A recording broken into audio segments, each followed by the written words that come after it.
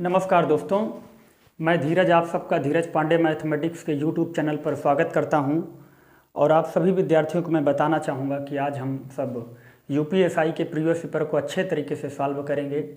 और पेपर की शुरुआत करने से पहले चंद पंक्तियाँ आपके बीच में कि बरसात से मुलाकात यूं ही नहीं होती, बरसात से मुलाकात यूं ही नहीं होती, धरती को धूप में जलना पड़ता है और सफलता यूं ही नहीं मिलती, हमें दिन रात किताबों से लड़ना पड़ता है, हमें दिन रात किताबों से लड़ना पड़ता है। इन्हीं बातों के साथ आज के सेशन की शुरुआत करते हैं। बहुत बेहतरीन क्वेश्चन हैं। सभी क्वेश्चंस को आपको अच्छे तरीके से नोट करना है। रफ और कॉपी या रफ जो भी है आपके पास उसको लेके बैठिए, सारे क्वेश्चंस को आप लिखिए और एक बार अपने से प्रयास करिए। पहला क्वेश्चन है ट्रिग्नोमेट्री का कि साइन थीटा बराबर, क्वेश्चन आपकी स्क्रीन पर लिख रहा है और हम लिख भी दे रहे हैं, साइन थीटा बराबर पी स्क्वायर माइनस 1 अपान पी स्क्वायर प्लस 1। तो आपसे पूछा जा रहा है कि कॉस थीटा का मान बताइए। अब ये प्रश्न आपके देखने के नज़रिए से ऐसा लग रहा होगा कि साइन थीटा बराबर होता है लंब बटे कर्ण, यानी ऐसा त्रिभुज जिसका लंब पी स्क्वायर माइनस 1 है और कर्ण पी स्क्वायर प्लस 1 है, तो कॉस थीटा का मान बताइए। तो आप ऐसे प्रश्नों को देखने के बाद सबसे पहले सीधे आप एक ट्रायंगल क्रिएट कर लेंगे और सॉल्व करना शुरू कर देंगे। लेकिन मैं आपको बताना चाहता हूं कि ऐसे प्रश्नों को देखने के बाद आपको ट्रायंगल बनाने की कोई आवश्यकता नहीं है। सीधे कोई भी वैल्यू उठा के रख दीजिए। पी का मान अगर मैं यहाँ 2 ले लूँ तो बोलो 2 दूना 4 और 4 में से 1 जाएगा, यहाँ हो जाएगा 3 और 2 दूना 4 1 5। यानी किसी त्रिभुज का कर्ण जो है वो 5 है और लंब 3 है, तो आधार आपका क्या हो जाएगा? आधार आपका हो जाएगा 4। और कास थीटा बराबर आधार बटे कर्ण, अगर आधार आपका 4 तभी होगा जब p का गुणा आप 2 में करेंगे, तो 2p बटे आधार आपका कर्ण क्या है? P square plus 1। बेहद आसान प्रश्न है और यही आपके प्रश्न का क्या हो जाएगा? उत्तर। तो हम आशा करते हैं कि ये क्वेश्चन आप समझ गए होंगे। अगला क्वेश्चन आपकी स्क्रीन पर दिख रहा होगा।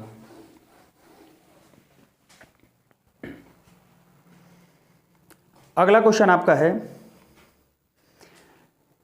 कि if a 9 digit number 985x 3678y is divisible by 72, then the value of 4x minus 3y is।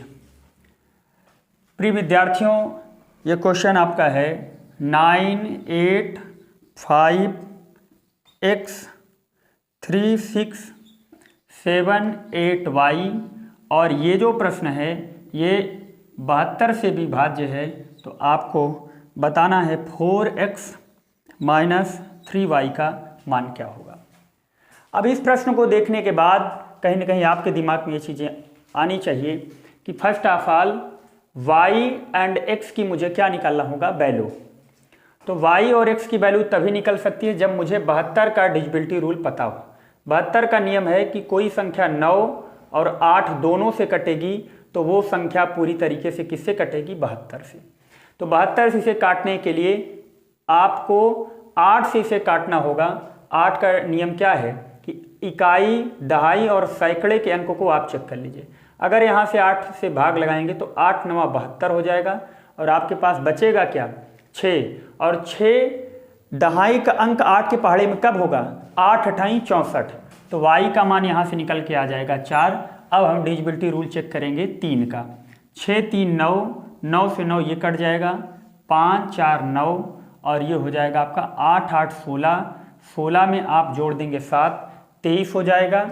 और 23 में कौन सी ऐसी संख्या मैं जोड़ दूं कि वो 27 हो जाए और 9 से कट जाए? तो आप कहेंगे कुछ नहीं सर, केवल यहाँ पे आप जोड़ दीजिए 4।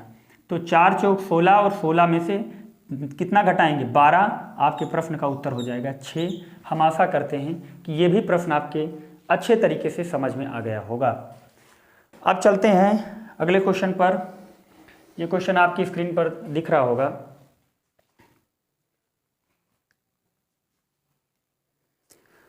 क्वेश्चन है कि यदि 120 को x% कम कर दिया जाए 120 को x% कम करने का मतलब है कि आप कम या ज़्यादा हमेशा 100 पर ही करते हैं। अब आप कहेंगे कि हमने 120 को x% कम कर दिया। 120 को x% कम कर दिया जाए तो वही परिणाम प्राप्त होता है जो 40 को x% बढ़ाने से प्राप्त होता है।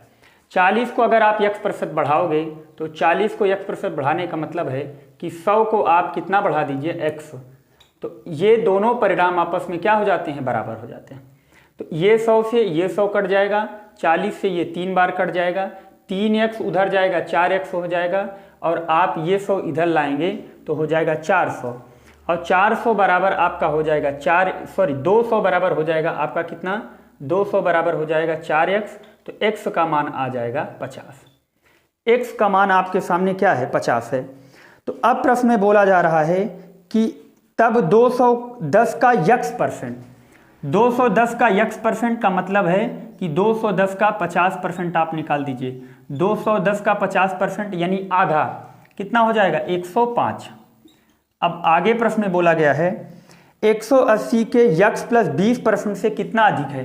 तो आप जानते हैं 180 का x प्लस 20%, x का मान 50 है और 20% और जोड़ेंगे तो 180 का 70%, 180 का 70% होगा 126। अब ये इससे कितना कम है, प्रश्न में केवल आपको यही बताना है। तो ये 126 से ये कितना कम है, तो आप कहेंगे ये कम है, कितना कम है, 21 कम है। 21 कम है किससे, 126 से, और मल्टीप्लाई बाई 100, ये इससे 6 टाइम कट जाएगा और आपका उत्तर आ जाएगा 16 सही 2/3%। यही प्रश्न के आपका क्या हो जाएगा, उत्तर हो जाएगा। तो हम आशा करते हैं कि ये भी क्वेश्चन आपके अच्छे से समझ में आया होगा और आप इसे कॉपी कर सकते हैं।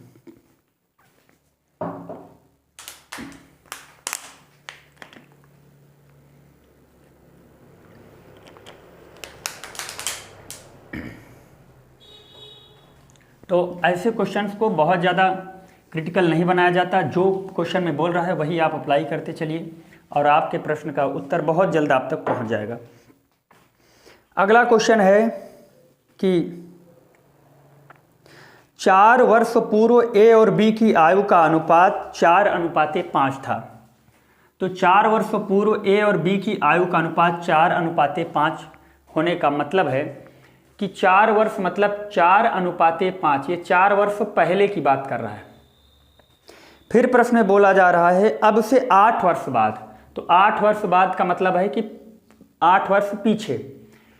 फिर बोला गया है कि इनका अनुपात 11:13 हो जाता है, यानी इन दोनों का अनुपात कितना हो जाता है, 11:13। सबसे पहले जो नोट करने वाली बात है कि दो व्यक्तियों की आयु के बीच का अंतर सदैव बराबर होगा। जैसे मेरे आयु से मेरे बड़े भाई की आयु के बीच का जो अंतर होगा वो सदैव बराबर होगा, चाहे जितने वर्ष बाद आप कंपैरिजन करेंगे। तो मेरा कहने का मतलब है कि इन दोनों के बीच का गैप कितना है, 1, और इन दोनों के बीच का गैप कितना है, 2। तो गैप बराबर करने के लिए यहाँ 2 से गुणा करना पड़ेगा। तो ये हो जाएगा आपका 8 और ये हो जाएगा आपका 10। अब यहाँ से गैप कितने का है, 3 का गैप है, और 3 का गैप कितना है, 8 4 12 के बराबर। तो 1 का गैप किसके बराबर हो जाएगा, आप कहेंगे 4 वर्ष के बराबर हो जाएगा। तो 8 का मान कितना हो जाएगा, 8 चौक 32, और 10 का मान हो जाएगा 40, और 40 और 32 जोड़ देंगे तो कितना हो जाएगा, 72। और 72 ये कैसी आयु है, वर्तमान की आयु है। तो आपसे प्रश्न में पूछा क्या जा रहा है, पूछा जा रहा है उन दोनों की वर्तमान आयु बताइए। ये वर्तमान आयु नहीं है, ये 4 वर्ष पहले की आयु है। तो वर्तमान में ये 4 वर्ष ये भी बढ़ जाएगा, 4 वर्ष ये भी बढ़ जाएगा, यानी इस प्रश्न में मैं 8 जोड़ दूंगा और आपका उत्तर कितना हो जाएगा, 80। ये पेपर का तरीका नहीं है। अगर ये क्वेश्चन आप ऐसे करेंगे तो पेपर में आपके पास इतना टाइम नहीं है। आप सीधे सीधे GTO लगाइए, गो थ्रू ऑप्शन। कैसे, देखिए आपके पास एक ऑप्शन 80 है, और दूसरा ऑप्शन आपका 96 है, और तीसरा ऑप्शन आपका 72 है, और चौथा ऑप्शन आपका क्या है, 76 है। अब देखिए आपसे प्रश्न में क्या बोला जा रहा है कि 4 वर्ष पहले इन दोनों की आयु का अनुपात कितना था, 4:5। यानी इन दोनों को अगर हम जोड़ दें तो 9 यूनिट है।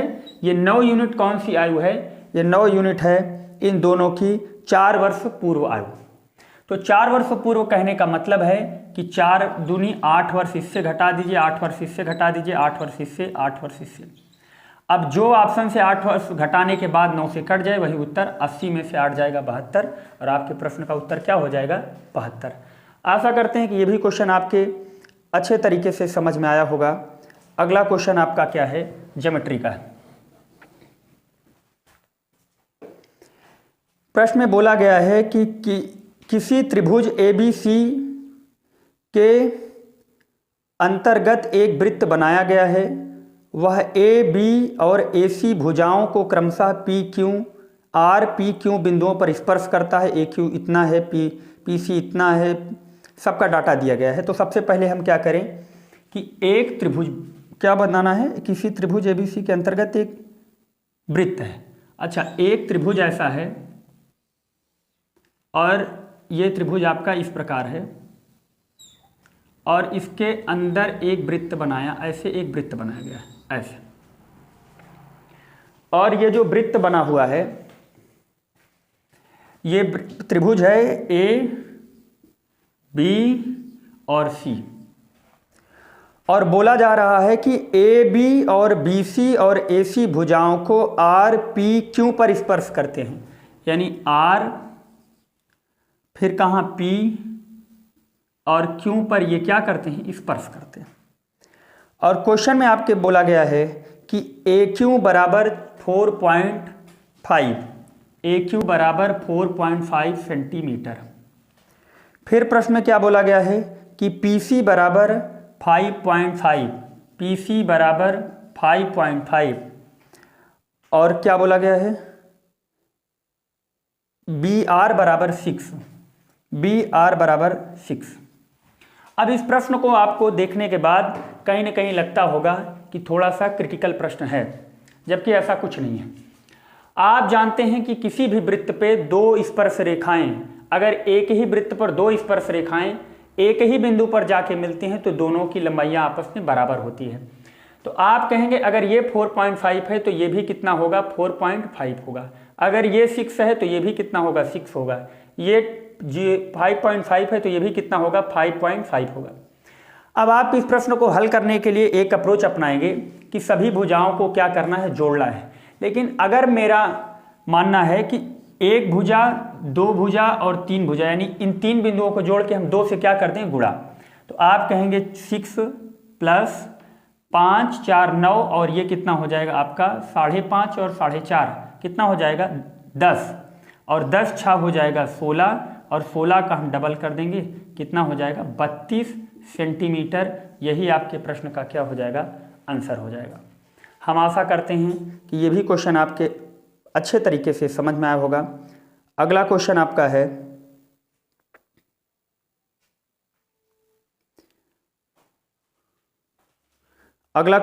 है वर्क एंड टाइम का। ये यूपीएसआई का प्रीवियस पेपर है और संडे के दिन जो एग्जाम हुआ था उसी में ये क्वेश्चन पूछा गया था। अगला क्वेश्चन, ए बी और सी की दक्षताओं का अनुपात। देखिए ए है, बी है और सी है। दक्षता का मतलब है एफिशिएंसी। इनके एफिशिएंसी का रेशियो कितना है? 2:5:3। अब प्रश्न में बोला गया है कि एक साथ काम करने पर वे तीनों उसे 27 दिनों में पूरा करते हैं। आप बताइए कि तीनों मेंबर हैं, ये 2 यूनिट काम कर रहा है, ये 5 यूनिट, ये 3 यूनिट, तीनों मिल जाएंगे तो 5 3 8 2 10 यूनिट के साथ ये काम कितना करेंगे? 27 दिन। तो आप कहेंगे this is the total work. फिर आपसे पूछा गया है कि बी और सी दोनों मिलकर उस काम के 4/9 भाग को कितने दिन में करेंगे। तो ये पूरा कार्य है, इस पूरे कार्य का 4/9 निकालेंगे। यही कार्य आपको किससे करवाना है? बी और सी से। यानी 5 + 3 एफिशिएंसी के साथ 9 त्रिक आपका 27, और ये हो जाएगा आपका 4 दूनी 8 और 2 पंचे 10, 3 पछे 15। यानी बी और सी मिलके पूरे कार्य के 4/9 भाग को कितने दिन में कर देंगे? 15 दिन में कर देंगे। बेहद आसान प्रश्न था। हम आशा करते हैं कि ये भी क्वेश्चन आपके अच्छे से समझ में आया होगा। तो क्वेश्चन में कुछ नहीं है, क्वेश्चन को देखिए, एक बार अपने से बनाने का प्रयास करिए और कहीं कोई समस्या हो रही है तो आप हमारे कॉन्टैक्ट नंबर पर संपर्क करके क्वेश्चन का सलूशन पा सकते हैं। अगला क्वेश्चन है कि 12 संख्याओं का औसत 42 है। देखिए भैया 12 संख्याएं हैं और इनका औसत कितना है 42 है। तो हम यहाँ से कहेंगे कि प्रत्येक संख्या जो है वो 42 है। तो यहाँ से अगर इन संख्याओं का सम निकालेंगे तो 12 दूनी हो जाएगा 24 और 12 चौक 48 और 48 में 2 जोड़ेंगे तो 504, यानी 42 अगर एवरेज है 12 संख्याओं का तो उनका योगफल कितना होगा 504। अंतिम 5 संख्याओं का औसत 40 है, यानी अंतिम 5 संख्याओं का औसत कितना है 40 है, यानी अंतिम 5 संख्याओं का योगफल कितना होगा 5 चौक 20 यानी 200 होगा। अंतिम 5 संख्याओं का योगफल कितना होगा 200। फिर बोला गया है कि पहले 4 संख्याओं का औसत कितना है, तो पहले 4 संख्याओं का औसत है 44। तो पहले 4 संख्याओं का औसत अगर हम निकालेंगे तो आप कहेंगे 4 चौक 16, 4 चौक 16 1 17, यानी पहली 4 संख्याओं का योगफल कितना आ गया 176। अंतिम 5 संख्याओं का योगफल कितना आ गया 200। इन दोनों को आपस में जोड़ेंगे कितना होगा 376। अगर हम एज्यूम करें तो शुरू की 5 संख्याएं और अंतिम की शुरू की 4 अंतिम की 5 9 संख्याओं को मैं यूटिलाइज कर चुका हूं। मेरे बीच में कितनी संख्याएं बचेंगी, 5वीं संख्या बचेगी, 6वीं बचेगी और 7वीं बचेगी। तो हम कहेंगे कि 5 6 7 संख्याएं हैं और इन 7 संख्याओं को 5वीं 6वीं 7वीं संख्या मुझे नहीं पता। तो 200 में 100 कितना जोड़ेंगे 176 जोड़ देंगे तो आप कहेंगे 376 हो जाएगा और 376 यहाँ से माइनस कर देंगे तो कितना हो जाएगा 8 और यहाँ से हो जाएगा 9। 9 में से कितना घटाएंगे आप, घटाइए 504, यानी 14 में से 6 जाएगा 8, यहाँ 9, 9 में से कितना जाएगा 7, 2 हो जाएगा और यहाँ बचेगा आपका 128। अब देखिए प्रश्न ये बोला गया है कि 5वीं संख्या आपकी ये है और 6वीं संख्या आपकी ये है और 7वीं संख्या आपकी ये है। प्रश्न ये बोला गया है कि 5वीं संख्या को अगर x मान लीजिए तो ये इससे कितना अधिक है, ये इससे 6 कम है, ये इससे 6 कम है और इससे 5 कम है, यानी x + 5 है। और इन तीनों संख्याओं का योगफल आपको अभी पता चला है कितना है 128 है। तो अगर इस प्रश्न को हल करने का प्रयास करेंगे तो 3x हो जाएगा यहाँ से और ये 128 में से हम 11 घटा देंगे तो 128 में से 11 घटाएंगे तो 117 हो जाएगा और 117 में हम 3 से भाग लगाएंगे, 3 त्रिक का 9, 3 9 27, यानी x का मान आपका कितना आ गया 39। यहाँ रखेंगे तो ये हो जाएगा 39 5 44 और यहाँ रखेंगे तो हो जाएगा 45 और इन दोनों का एवरेज पूछ रहा है तो 45 और 44 का एवरेज कितना होगा 44.5। हम आशा करते हैं कि आप इस क्वेश्चन को अच्छे तरीके से समझ गए होंगे। तो कमेंट में मुझे ज़रूर बताइए कि आपको सेशन कैसा लगा। ये यूपीएसआई का प्रीवियस पेपर है और मैं आशा करता हूँ कि आपको अच्छे तरीके से समझ में आया होगा। Okay, thank you.